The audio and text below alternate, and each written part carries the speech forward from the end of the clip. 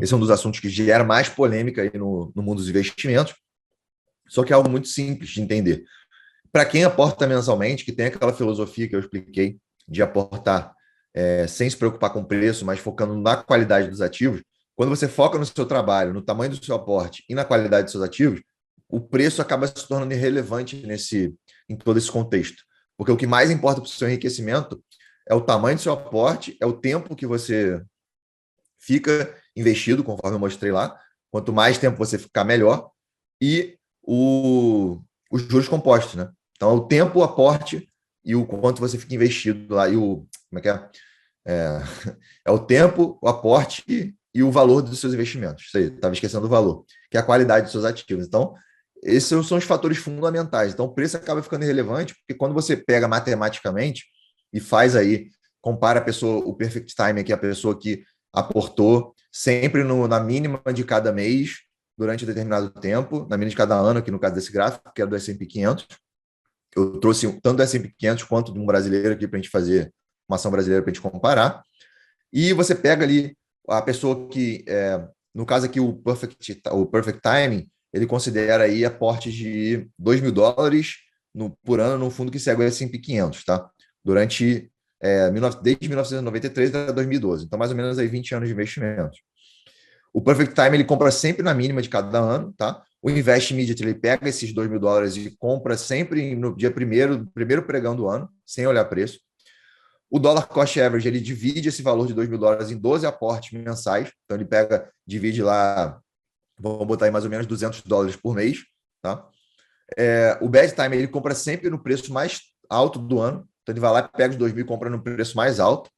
E o Stay in Cash Investments ele considera que ele fica na renda fixa aguardando as oportunidades para poder aportar quando caiu muito. Então, é um estudo que claramente demonstra a perda de tempo que é você se preocupar com o preço. Então, a diferença ali do cara que comprou sempre no pior momento, porque comprou no melhor momento de cada ano, que é o bad time para o perfect time, chega a ser irrelevante no longo prazo. Você vê que a diferença não compensa o tempo e o desgaste que você vai ter para poder acertar o time. E mesmo quem investiu ali aleatoriamente, ou no primeiro dia do ano, ou fez aporte mensal, o Invest Immediate e o Dollar Cost Average, você vê que a diferença para o cara que comprou sempre no menor preço de cada ano é irrelevante também, no longo prazo. Ele 87 para 81, 87 para 79, né? Não é algo extremamente assim que vai triplicar, quadruplicar o seu patrimônio. Não é isso, né? O que vai fazer isso é a diferença do tamanho do aporte, tá? Você comprar no melhor preço do que o cara que faz aporte mensal, que compra aleatoriamente, ou que compra sem se preocupar com isso, é irrelevante, tá? E o cara que fica preocupado com a oportunidade, que é o último ali, coitado, fica na renda fixa esperando a oportunidade, esse aí é o pior retorno de todos.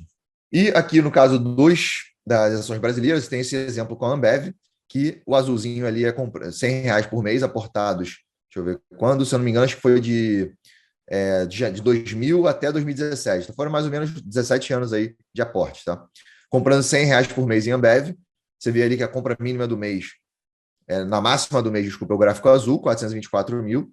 A compra na mínima do mês foi 592 e a compra aleatória, que ninguém vai comprar sempre na mínima e ninguém vai comprar sempre na máxima. A galera vai ficar entre esse range aqui de 592 a 424 para facilitar o entendimento. E aí, se você pega e fica na média dessa média, você vai ver que a diferença da compra aleatória para quem comprou sempre na mínima é relevante aí no longo prazo. Deu nem R$100.000 de diferença. Aqui, no caso, considerando o aporte regular, que você não aumentou o aporte, né? Que a tendência é conforme você vai melhorando no trabalho, você vai aumentando o aporte também. E comparado com o CDI ali, não tem nem graça, né? Então, assim, é muito complicado você ter esse desgaste de preço desnecessariamente.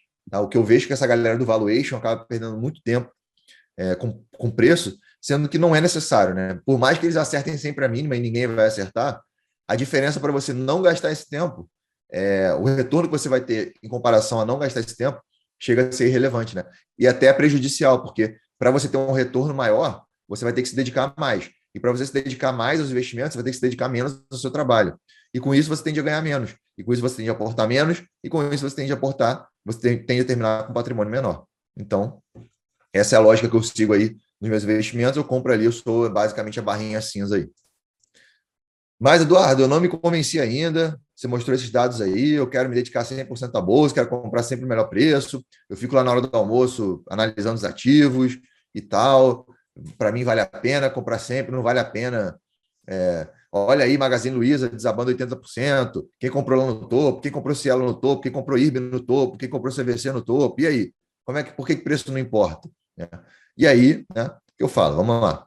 Um estudo publicado no Wall Street Journal mostrou que um chimpanzé com olhos vendados, lançando dados sobre um quadro com os nomes de ações e comprando-se ações atingidas pelos dados, obteve esse lucro só um pouco menor do que a média dos 100 gestores profissionais de Wall Street. No entanto, ao considerar a relação entre lucro e risco, verificou-se que o chimpanzé tinha menor exposição ao risco. E ao calcular as proporções utilizando o índice de Sharpe, que é um índice aí que calcula essa questão do risco, constatou-se que a performance ajustada ao risco foi melhor para o chimpanzé do que para a média dos 100 gestores considerados. Então, o chimpanzé correu menos risco e teve um retorno praticamente igual. Né? Enquanto que os gestores, para eles obterem um retorno maior do que o mercado, eles têm que se arriscar mais do que o mercado. E aí, acaba muitas vezes não compensando.